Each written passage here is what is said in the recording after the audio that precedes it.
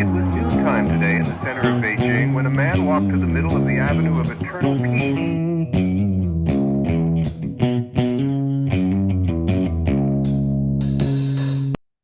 Well, all right. Welcome back to the Survival and Basic Badass Podcast, Kevin and Chuck.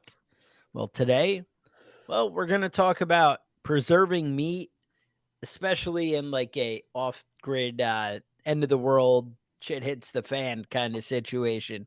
The Right. idea is, basically when there's no refrigeration and no easy way to do things. So we're going to talk about, some of the obvious, the salt curing and the smoking. We're going to go into detail step by step so that way you guys can do it and don't end up stuck. And some of the other options you have, we're going to touch on. But there's not a lot of ways to preserve meat. I mean, the best way is to kind of cook it while it's fresh, right? That's the Right. answer. But Stick it in the freezer. I mean, that's the obvious. We all have a a fridge great and asset right now, full freezer. A freezer full of meat. I mean, if you're planning ahead, Yeah. But the power goes out and doesn't come back on. What are you gonna do with all that frozen meat? You can only eat so much. Yeah. Last weekend, Yeah. I was excited. It wasn't last weekend. It was 4th of July weekend. I got super excited. I bought 8 pounds of steak. I only Yeah. got through 3 pounds on my own. Kevin, you're just one man. I mean, Yeah. you're the victim. I would think in a weekend I could eat more than 3 pounds of steak, but that wasn't the case. Who knew? And that's the thing. I mean, just preserving what you already have, in the thing. Now, canning meat, that's a different thing, and that's definitely an option. You can meat, and you might want to look into that. We're gonna, like really said, really focus on salt curing and smoking in this episode. But what are some of the other options? So we have canning meat. Like, what can we do? Right. Well, I mean, a lot of people do fermentation, but that's not really great for most meats. So, you use that fermented foods or like hard cheeses, yogurt, beer, vinegar, wine, salami. All these things will last a long time. So with meats, it's salami, pepperoni, and chorizo. I mean, I'm sure there's other ones along that lines, but that's basically what you're getting out of that is some of those cured meats. Now, the French call it charcuterie. Oh, I appreciate a charcuterie board. It's just smoked and fermented meats. Love it. But also, there's a lot of other ways to preserve things that maybe aren't as effective, but also good options. Preserving meat with fat and oil. Oh. So you go. What you would do is basically you're gonna boil the meat with oil or fat is what it is. You kind of want animal fat in there. You're boiling it in the fat. In the fat, right? Yeah. Then you're gonna put it in a container and seal it up as best as possible, and it'll last for months. And you just scrape that fat off the top before you eat it because that's gonna have some bacteria in it. Right. And then you eat your meat, and that can last for months. They would basically put it in a pot, and just put a lid on the pot, and the fat would seal the meat in. Right, and that's it. You're just sealing it up so no air and bacteria is getting to it. And Right. obviously, by boiling it in the fat, you're killing anything on the internal side. Right, and right. Therefore, keeping everything out and keeping sealed, which is awesome. I mean, that's one of the things, like they always talk about with meat. Like, so the reason when you go to the places, like you'll see some people slice off a steak and eat it raw, just pick up the piece and eat it and with beef, Right. Mhm. and you're like, oh, how can they do that? Well, the idea is, so with a steak cut, that cut, only the outside surface is exposed to air and bacteria. So anything off the inside, you're clean. And that's why they say, like, ground meat, you need to cook more thoroughly. No, again, do I eat very close to rare burgers? Yes, I do. And have I ever had a problem? No, I have not. But that's because meat gets kept refrigerated and away from bad things. And America has the best doctors in the world. If you get a case of the squirts, you can get that taken care of if you can go to the doctor. Right? Yeah. It ain't a big deal. Salmonella isn't even a killer if you're, living in a first world country. If you can go to the doctor, that's not always going to be an option, though, right? You don't want to get salmonella and have no one to take a look at you. Exactly. So what else are we doing with curing the meat here? What can we do? Or Well, some other basic ways for preserving. You can preserve with sugars like jams and stuff, right? Mhm. You can also preserve with alcohol. They've been doing that for years, but it's basically you're filling up a jar with fruit and topping it off with rum, and it's basically good forever. But also, you don't want that to be your only option. Like you have to get drunk every single time you eat. Mm. You might have other problems at that point. I know the doctor's always like, well, you're pickling your liver. And I'm Yeah. like, yeah, I'm preserving it. Yeah, it's gonna be good. It'll be good for years. Perfect specimen. My body will decompose. My liver's gonna be around for 100 years afterwards, though. Yeah, that may not be the case, but Yeah. whatever. So the best way though for preserving meat is salt curing, All right? right. And that's it's not the best way. Salt curing and smoking is the best way to do it.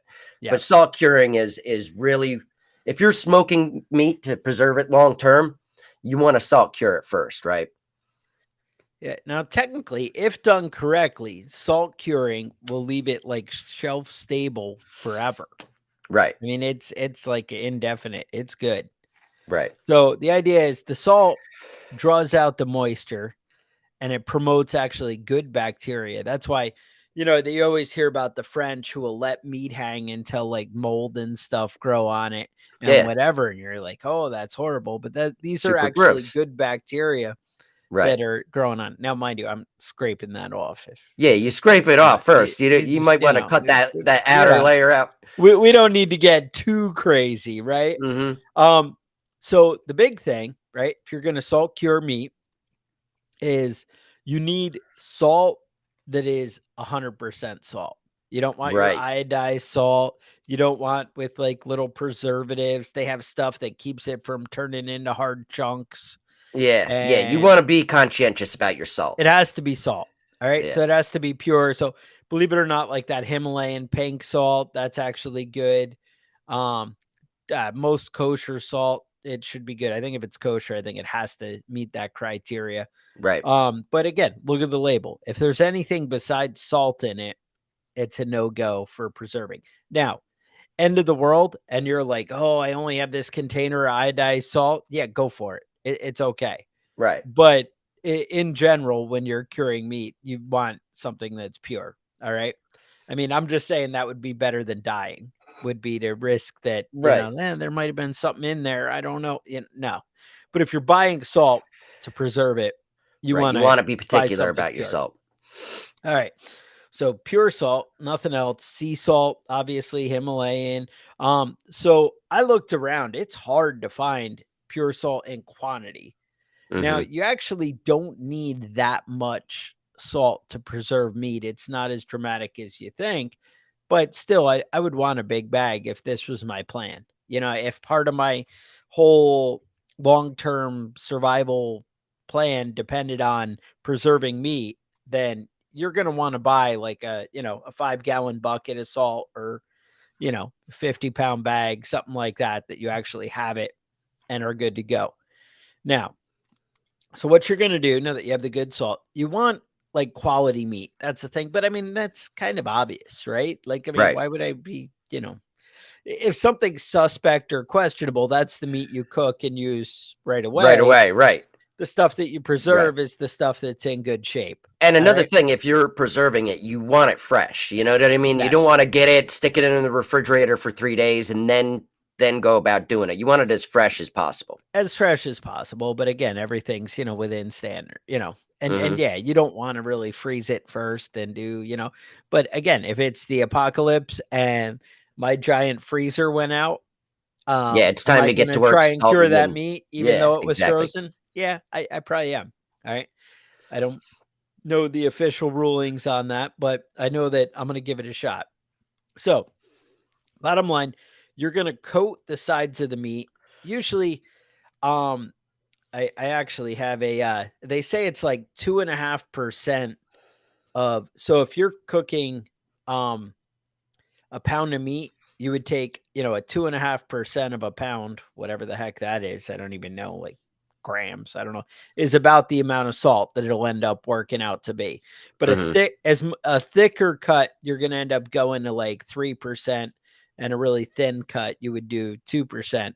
But basically, the bottom line, you don't need to get crazy with that. The bottom line is you want to coat the sides until nothing sticks to the outside of the meat. All right, so our Hmm. salt. Then you're going to set it in a container in a cool, dry place, and you're going to leave it for 5 days. Now, what they usually recommend is to get, I know people have those drying racks that you put for like when you make cookies, they'll take them off the pan and put them Right. on the rack so that way the Hmm. bottom doesn't burn. Racks like that, they'll set the meat on that. And why they do that is the moisture is going to extract out of the meat and drip into the pan Hmm. and leave it. So you don't want it laying in that juice while it's trying to dry. Right. So the other scenario, hey, I don't have a drying rack or I'm not willing to do that. That's fine. Just every day you got to go make sure that pan gets cleaned out and is dry and Hmm. it's back to sitting in there. Right. Um, but that's the bottom line. So you're going to let it sit for 5 days. Yeah, After and the five, most important, I mean, that is the most important yeah, part is extracting as much moisture as possible. right. Now you can go a few days over or whatever, but it's got to be at least 5 days. Now, at that point, you're going to go rinse it off and you're going to rinse all that salt off. So it's not like oh, it's going to ruin my meat. It's going to taste all salty. You're going to rinse all of it off. Now, you're not like scrubbing it, but any kind of big crusted glaze, you can kind of scrape that off and, whatever, but you're rinsing the meat. At that point, you're going to put it on a hook and cool, dry place. Now, they also sell a like string that you can basically punch a hole Right. in it, run the string through to Hmm. hang it. That's another option, but I mean, you got metal coat hangers, whatever. I don't know. I don't know if that's probably a bad idea, but some kind of clean hook, right? We'll Right. say a No, nice I stainless think steel that's fine. hook, Yeah. and you're going to hang the meat up. You're going to let it hang for at least another 5 days. Yeah, so you rinse and brush it to get the excess salt off. Pat it dry with a towel, something like that. Just anything that's not going to leave lint and, crap in there, Right. they say. Hang the meat on hooks or twine, cool, dark place for 5 days. And basically, after that 5 days, you're going to take it, grab it, pull it out. Now you're going to take that cut of meat and you should be able to hold it and it shouldn't be like floppy or Right. saw or, move. It should be like a brick kind of thing, like just Hmm. solid Stiff. and stiff.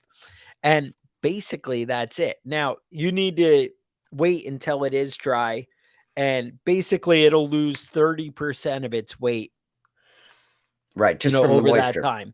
And Yeah. you should be able to kind of check that, if you're paranoid, that's, one of the things you can do. Now you can kind of keep it there forever in that cool, dry place. And that's kind of how you're going to want to store it long term. I know cool and dry is not always an option. I know in the great state of North Carolina, maybe not Hmm. the option we have.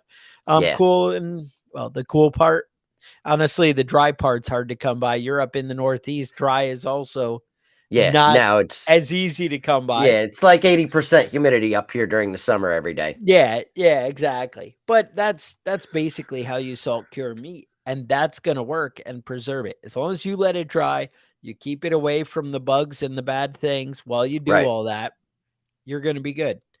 Um, and that is gonna make it safe. Now, there's smoking meat, and there's a couple of things. If you want smoking to actually last kind of forever and really work, like preserve it like this, you need to do this salt cure process beforehand. Right.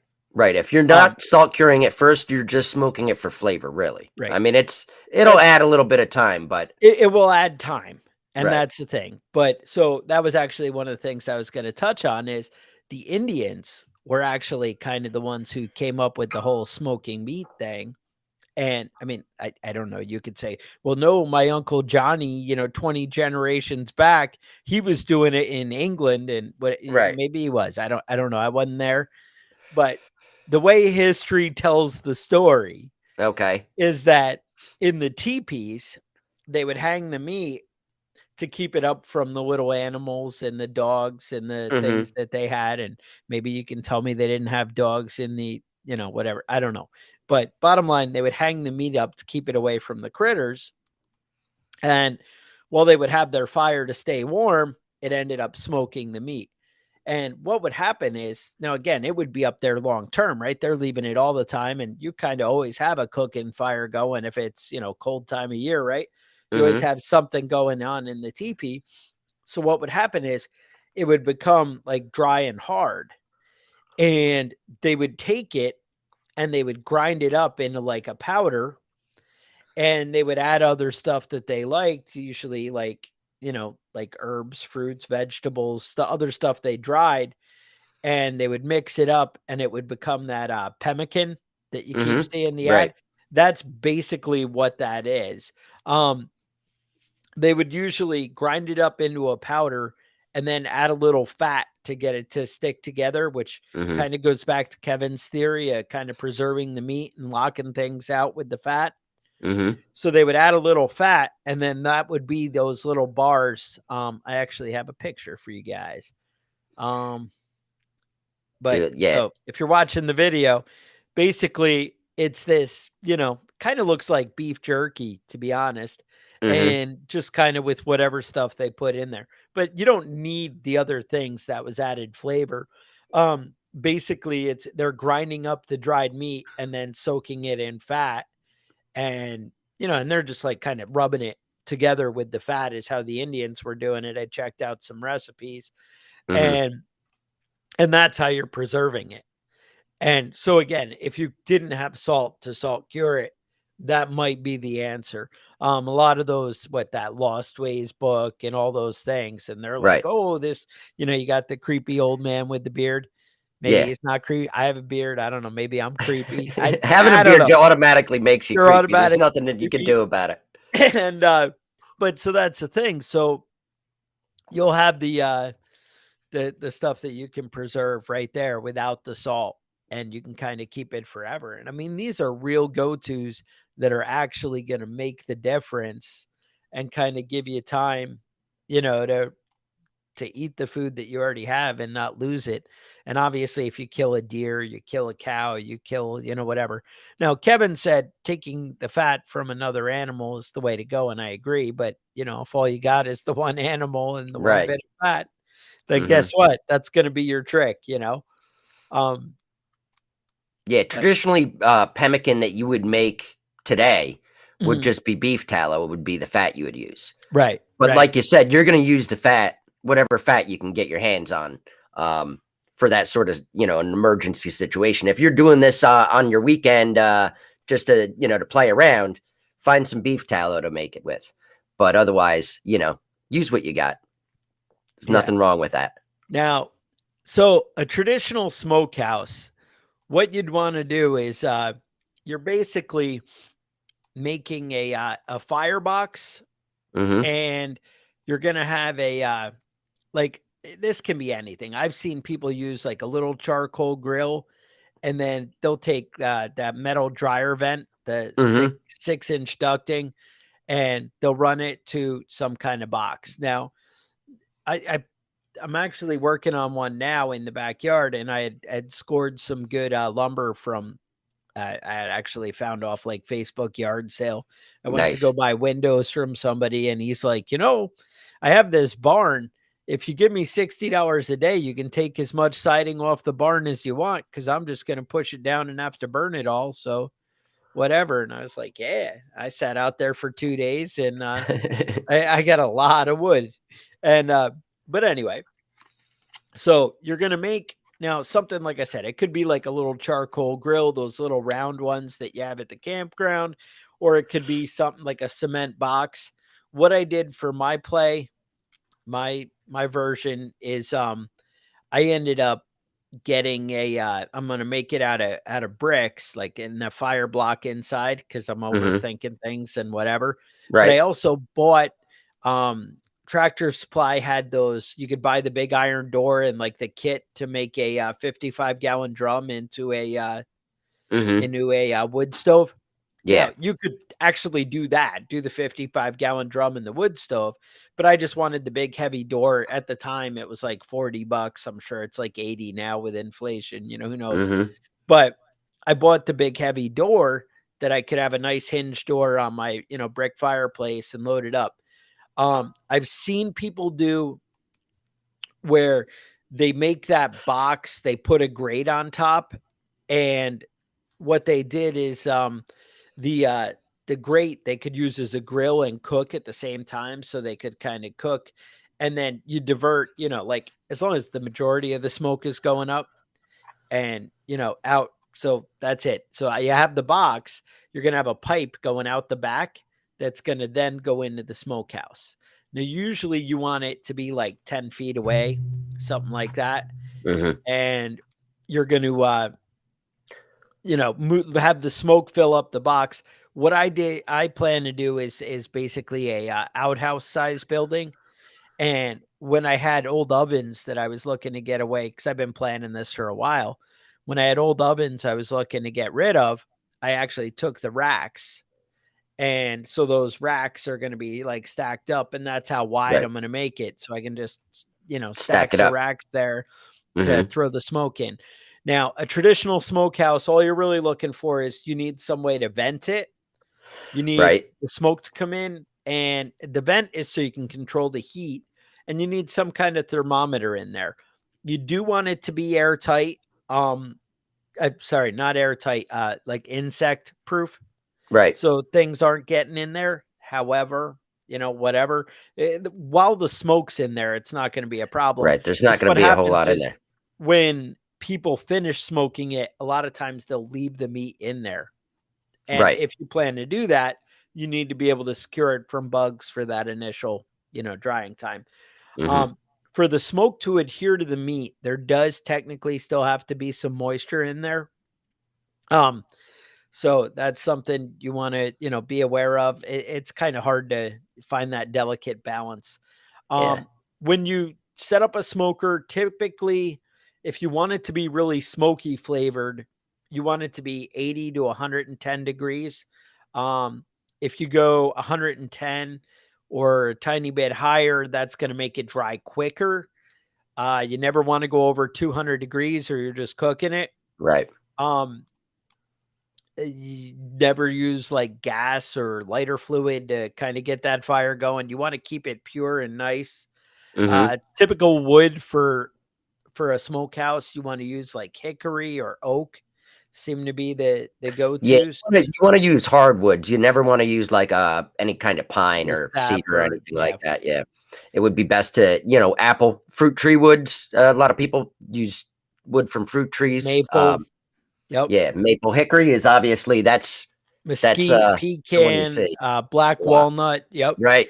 But Yeah. I would say most of the time people use oak. I mean, I think when you have the luxury of apple, Yeah. people want it, but people aren't cutting down apple trees too often when they're looking for You food. gotta prune your apple trees in the beginning of the year, man. You gotta Know what cut it some of them is? branches You off get the good anyway. Just stuff. save it. Save it, dry it out, and you're good. Nah, but that's basically the process. So the smoking, um, you're gonna need like 4 to 6 hours. You really just want to dry it out. But again, you're curing the meat first, so that's really what's doing the hard work. Right. Um, and obviously something different like a big ham or something like that is gonna take more time. You have Right. different sizes and weights. Hmm. Um, but these are the basics. And I gotta say, setting up a smokehouse, trying this stuff out before you're in a desperate situation. I mean, I gotta say, if all of a sudden there's an EMP right now and everything goes dark, it's really gonna suck if you're like, "Oh, I got to deal with my freezer. I have to build a smokehouse right now." Right.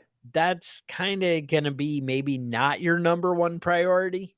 Right. And that's why we prepare. Hmm. That's why as a prepper, you do things beforehand. You kind of figure out, hey, let's try this out.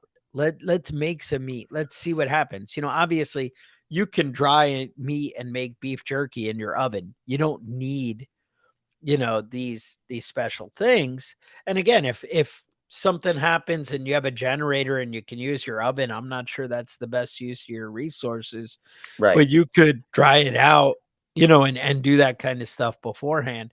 And again, it's going to preserve it longer, but without the salt, you're not getting that permanent. You are getting a lot of time if you do the fat, saturated. But Hmm. as far as just smoking or drying out, it'll buy you time because it'll keep it from rotting, but it's not Hmm. going to keep it from, insects and critters and bacteria to start to Right. grow long term. So no. Yeah, no, that all sounds good to me. Yeah, so yeah, preservation helps control spoilage by inhibiting growth of microorganisms, slowing enzymatic activity, and preventing the oxidation of fatty acids that promote rancidity. Oh, That's those are some big words there. But I mean, basically, what you're doing is you're killing off the bacteria and drying out the meat, so that it'll prevent growth of any kind of bacteria. So that's the way that that scientifically that's how it's being preserved. That's what makes it last longer. And the lower the moisture content, the longer it's going to last at up to a certain point, obviously. Um, right. so yeast, bacteria, mold um, needs moisture to grow.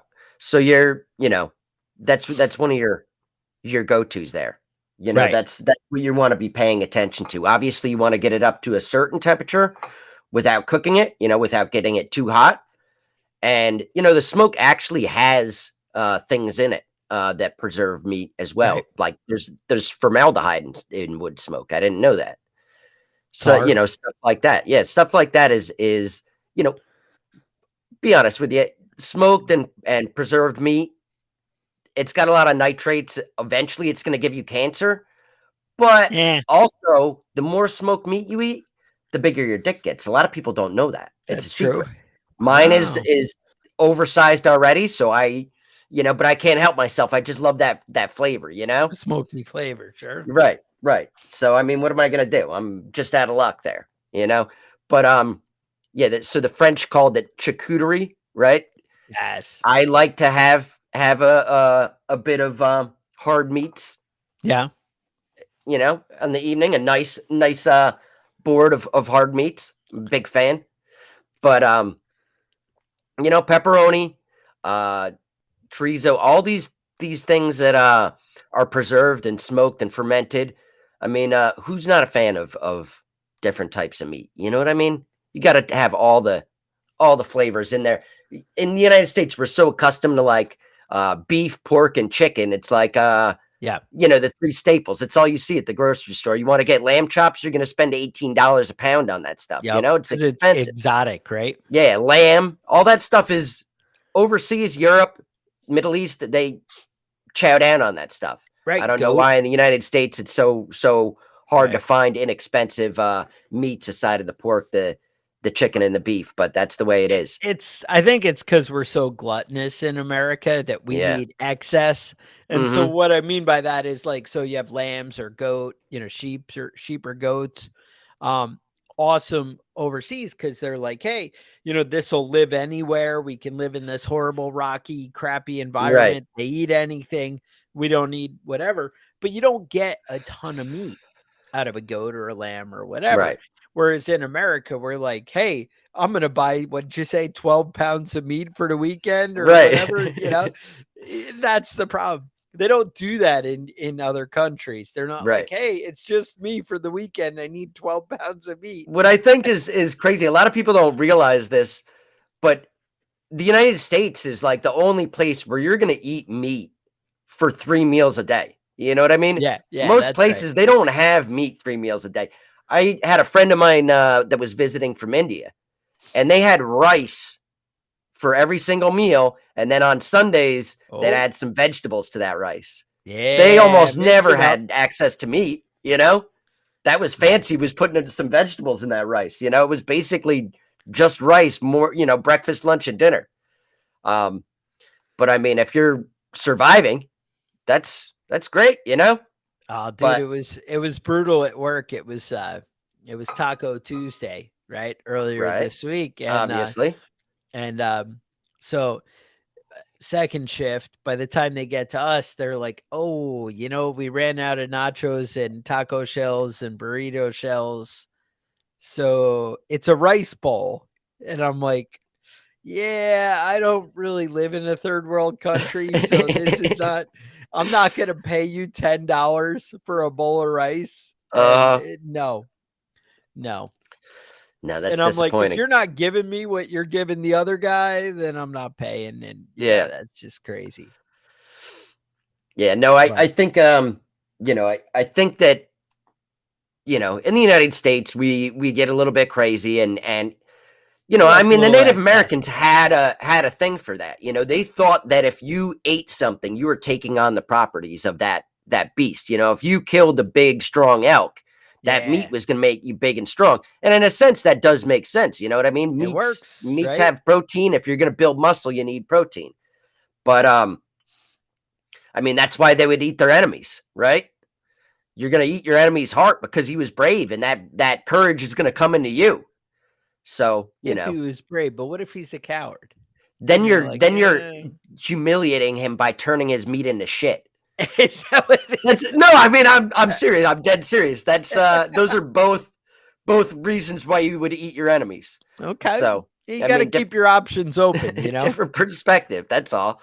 I don't really think that way, but I guess, I mean, To different each strokes for their different own. folks. To each their own, right? All Hmm. right. So all kinds of different meat. We covered a bunch of ways, but so one of the big things, you do need to go out and actually find some of this salt. And you need to, even if you just go buy like kosher salt or whatever, Right. and you put it in a 5-gallon bucket and you seal it up tight. Now, again, it's still going to get stuck together and whatever. It's really hard to keep the moisture out. Um, Yeah. Unless, you have it in a pre-sealed kind of container or you're in there a lot. Um, and again, depends where you are, I guess. But Yeah. make sure you go get that. Yeah, go ahead. Slow Burn had mentioned most of the farm supply stores will sell preserving salt. Not too expensive. You can go buy a big bag over there. Cheaper than buying 50 little cans of that Himalayan salt that costs $9 a shot for some reason. It's Yeah, salt. Come on, guys. Settle down. exactly. No, now one of the comments was about, pressure canning the meat, and that's awesome. I did just got a pressure canner in the last year. The wife was really, hey, this is something we need. Hmm. And it's still like we bought an electric pressure canner. All right. All So, right. all right, I understand, we can still do canning and jarring, but not pressure, without, because we had the big pots Right. Without power. for doing stuff without power, but we don't have for pressure canning. But Hmm.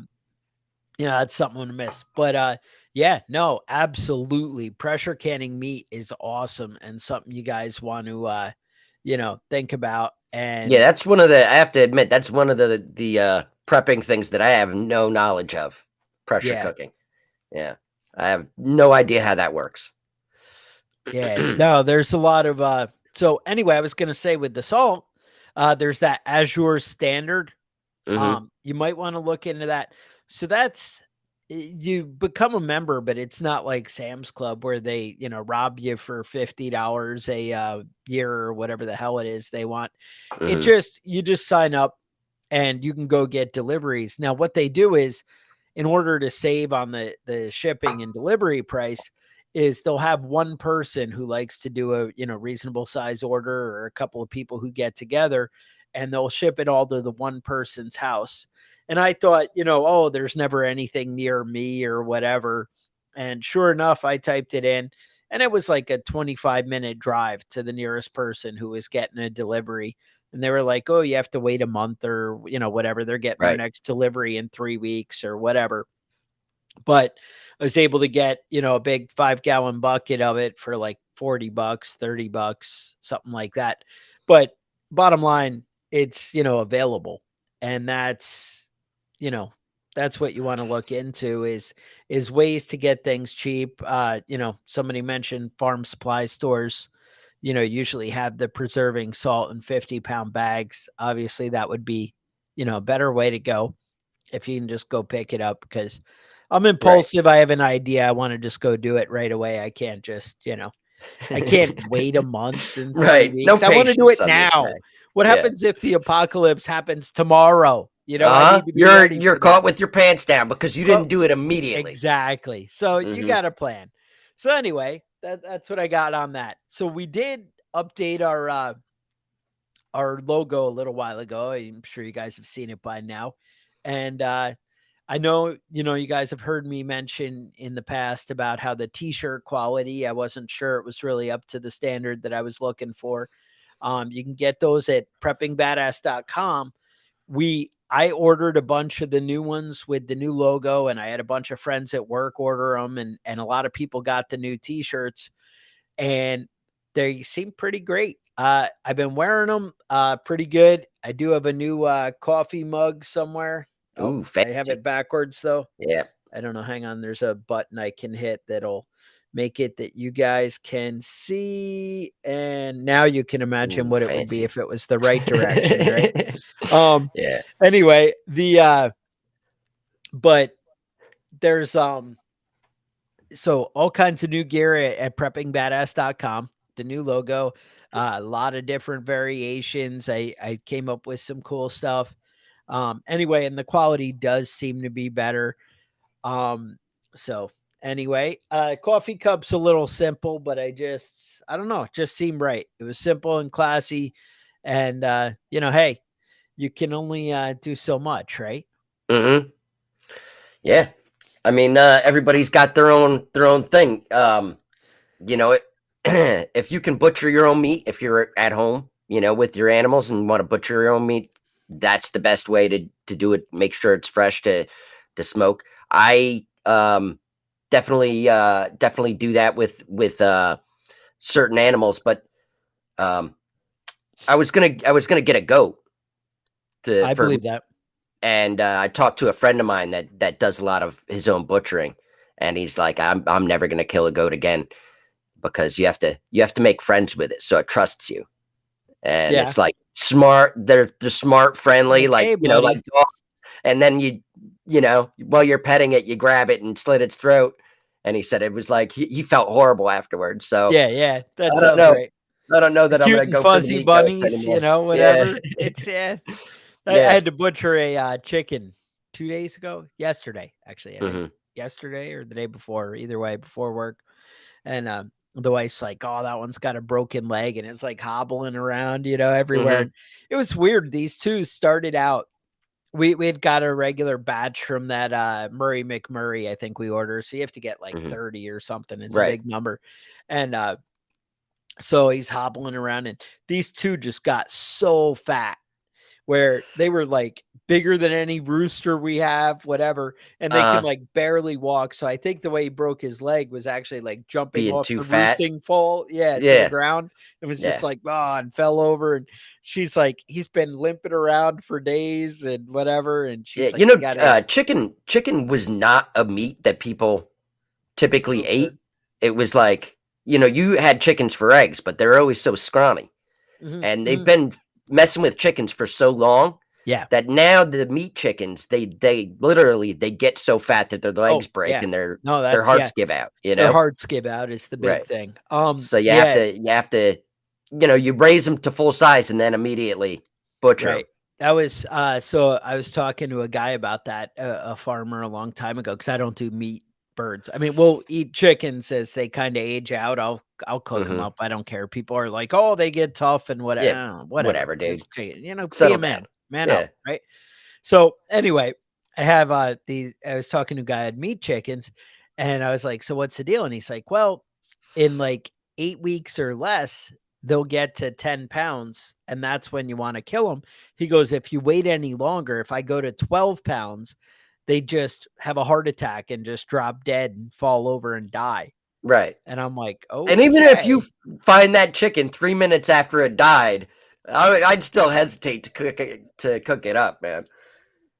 Yeah, he's like 10 pounds is your limit. And these were like leghorns or whatever, you know, your big white ones that they get. Right. And he's like, this is what we do, but whatever. Anyway, just a little side note. Anyway, you have questions, concerns, you can email us at preppingbadass@gmail.com. And, you know, show ideas, anything you want to talk about, let us know. Cause hey, we're here to serve you guys. You know, we want to dig into the topics that you're thinking about. Otherwise, I would say stay safe and we'll talk to you guys. Oh, hang on though. If you're watching us on YouTube, we're going to do an after show, talk about some aliens and stuff. I might try and throw a 5-10 minute podcast up with it. We'll see. But look out for that. Definitely be on the YouTube channel. Just search Prepping Badass. Otherwise, stay safe and we'll talk to you guys next week.